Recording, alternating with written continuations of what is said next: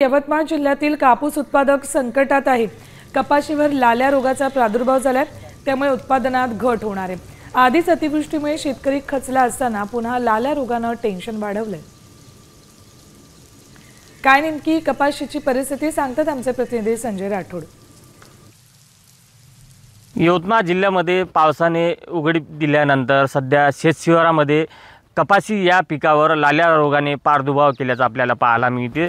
यवतमाळ जिल्ह्यात सर्वाधिक उत्पादन कापसाचं घेतले जाते आणि या वर्षी सतत बरसणाऱ्या पावसामुळे कपाशी पिकांवर सध्या लाल्या रोगांचा प्रादुर्भाव वाढल्याचं आपल्याला पाहायला मिळते।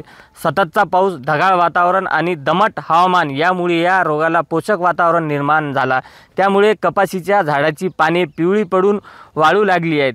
परिणामी शेतकऱ्यांचे नुकसान होत असून उत्पादनावर मोठा परिणाम होण्याची शक्यता वर्तवली जात आहे।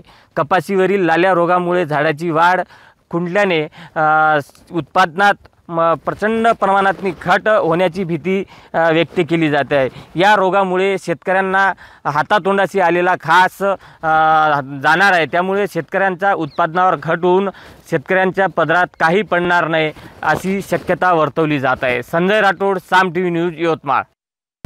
आता isakal.com आहे देशातील नंबर 1 ची मराठी न्यूज वेबसाईट।